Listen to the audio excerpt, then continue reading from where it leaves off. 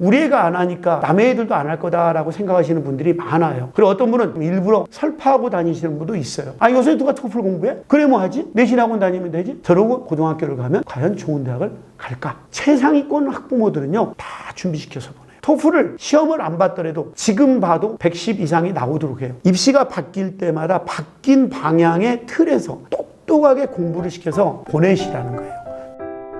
이제 마지막 질문인데요. 네. 아까도 잠깐 특목 얘기를 하셨어요. 특목고 얘기를. 특목고를 가야 되나 말아야 되나 늘 고민이 있지만 이거를 본격적으로 결정해야 되는 시점은 어느 정도 때라고 보세요? 중학교 2학년 때가 결정될 부분 같아요. 중학교 2학년 학생들이 요새 학부모 설명회를 학생들이 직접 가더라고요. 외대부고 자사고 학부모 설명회가 아마 일주 전에가 있었어요. 일요일 날. 아이들이 거기 갔다 가더라고요. 거기 갔다 오더니요. 갔다 온 아이들은 갑자기 막 의기투합해가지고 자기는 다 간대요, 거기로. 맞아요. 그래서 저는 학생 보고 직접 한번 가보라고 하고 싶어요. 가서 학생들이 결정할 부분 같아요. 그래서 중2 때 결정하시는 게 좋은데 결정을 하시기 전에 객관적으로 우리 애들이 국영수가 정말 제대로 돼 있는가, 이걸 저는 봐야 될 것 같아요. 우리 애들이 그 학교에 가서 상위 10% 이내를 가볍게 들 수 있다? 그러면 가세요. 최소 2등급을 받더라도 우리 애는 거기서 버텨서 우리는 대학을 보낼 거야. 그러면 한 발 물러서서라도 생각을 해야 되겠죠. 근데 그게 아니에요. 만약에 2등급까지 뜰 것 같아요. 바뀐 기준. 바뀐 기준입니다. 34%. 34. 예를 들면 3.5등급. 자, 2등급이 뜰 것 같다. 그러면 이거는 고민을 많이 하셔야 될 것 같아요. 거기에 2등급이 뜰 정도 실력이라면 일반고 가면 1등급이 뜰 수가 있잖아요. 노력하면. 그렇다면 조금 숨을 죽이는 방법도 있겠죠. 이거는 조합이 여러 가지가 될 수가 있어요. 제가 영어 선생이니까 영어로만 말씀을 드릴게요. 제가 토플 얘기를 자꾸 하니까 토플을 수강하고 공부를 하라는 걸로 생각을 하시는 것 같은데 그게 아닙니다. 객관적 기준을 말씀드리는 거예요. 특목고는 110이 최저점이라고 생각해요. 115점을 맞으면 더 좋아요. 이왕이면 시험 점수를 따서 가는 것도 좋습니다. 필요 없잖아요. 자사고나 특목고에 그 쓰는 거 필요 없잖아요. 필요 없죠. 저도 잘 알죠. 그런데 이왕이면 학생들한테 목적의식을 갖게 하는 게 좋죠. 네가 이 정도 따도록 공부해봐. 그래야 학생이 열심히 공부합니다. 수학도 마찬가지, 국어도 다 해서 보내세요. 그래야 학교 생활이 편해요.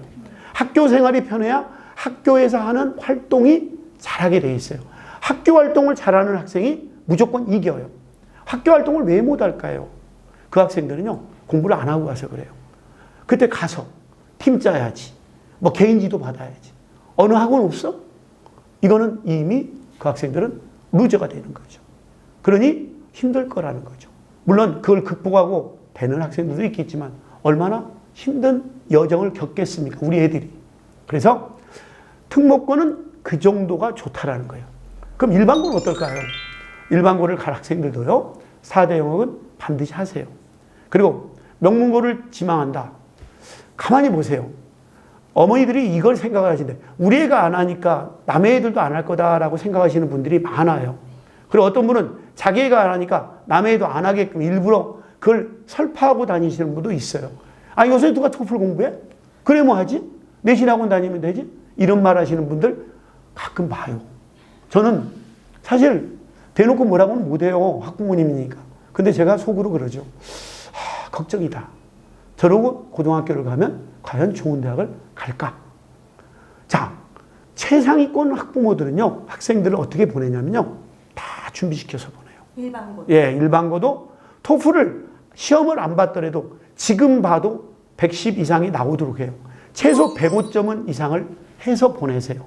당장 대학을 가도요, 교환학생을 가려면 100점 이상은 나와야 돼요. 대학 가면 뭐 합니까? 교환학생이라도 한번 갔다 와야 될 거 아니에요. 그래야지 외국 문물을 보고 미국의 문화를 보고 엄마나 유학이라도 가고 싶고 그런 얘기를 할 수가 있겠죠. 우리 애들의 눈을 가리지 마세요. 제발 편협되게 가르치지 마세요.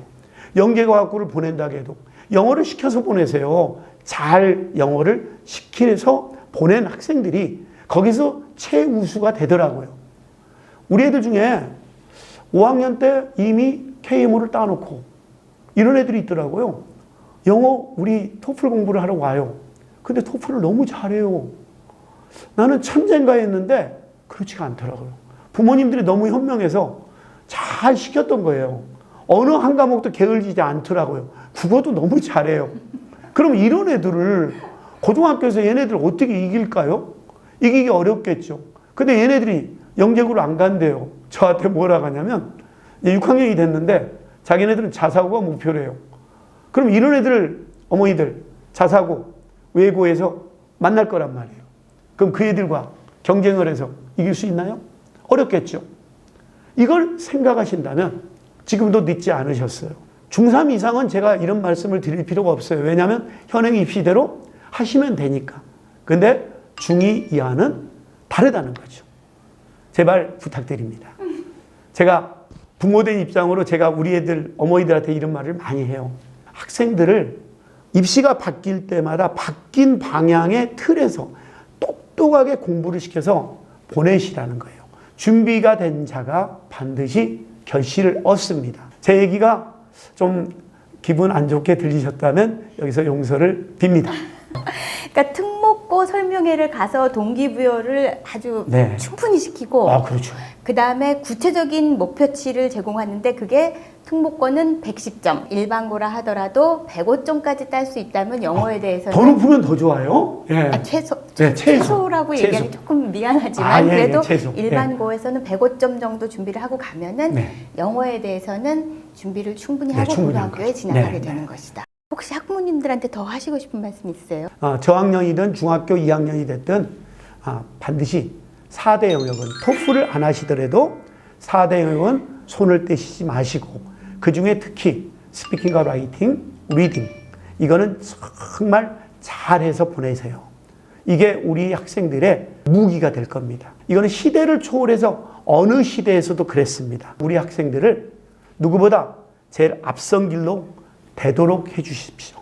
그렇게 이끌어 주시는 게 부모님들이 올바른 선택이라고 저는 생각합니다. 여기까지 할까요?